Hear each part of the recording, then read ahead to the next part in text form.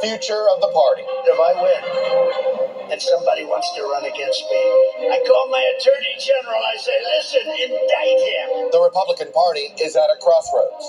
Will we be the party of conservatism?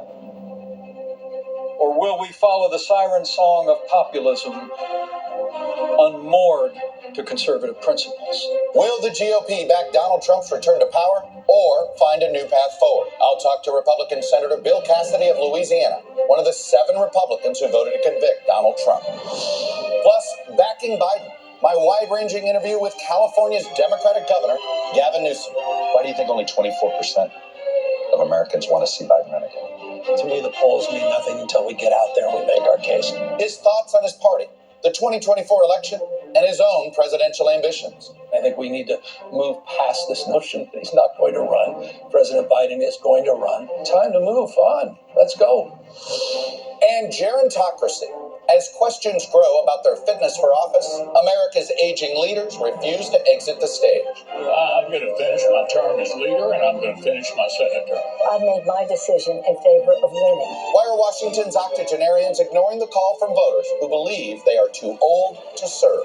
Joining me for insight and analysis are NBC News senior political editor Mark Murray, Amy Walter, editor-in-chief of the Cook Political Report, Democratic pollster Cornell Belcher, and Danielle Pletka of the American Enterprise Institute.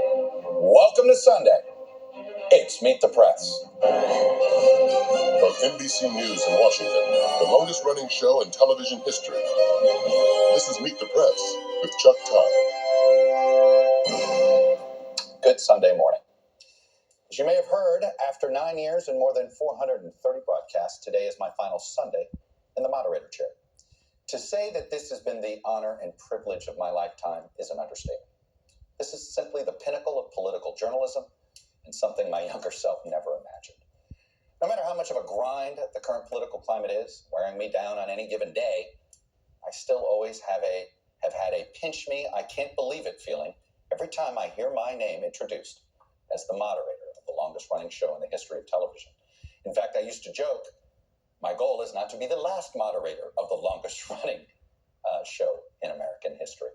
And I've achieved that goal and then some. I look forward to passing the baton in about 57 minutes.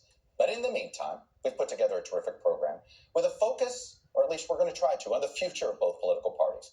And the guests we have today, California Governor Gavin Newsom and Louisiana Senator Bill Cassidy, are 2 I specifically wanted for my last show because I think these 2 elected officials have a healthy respect for you, the viewers and the voters. They aren't afraid of answering any question on any platform, on any network, by any person.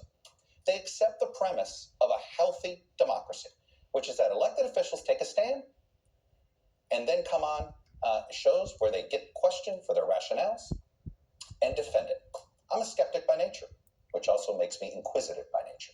And it's in that spirit that I think Meet the Press is the standard bearer when it comes to educating viewers and asking the relevant questions that you want asked. So as I prepare to sign off, it's interesting that both parties find themselves at a crossroads. Many leaders in both parties desperately want to start looking towards the future. But as you know, both parties are stuck in the present, and the voters are exhausted by it. For the Republicans, the issue is Trump and Trumpism. Does it belong in the past? Well, at an event on Friday night in South Dakota where he was endorsed by Governor Kristi Noem, Trump made it clear he does not intend to leave it there. If I win and somebody wants to run against me, I call my attorney general. I say, listen, indict him.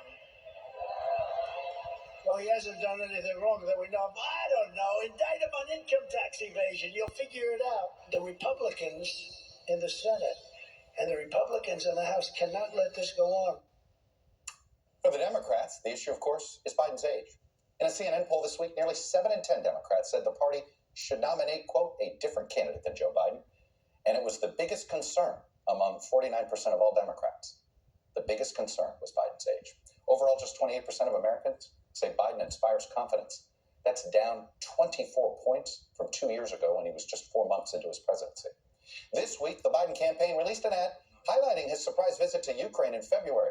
A not-so-subtle argument that he is physically up to the job. A nearly 40-hour journey in and out of Ukraine. President Biden left Washington, D.C. at 4 a.m. on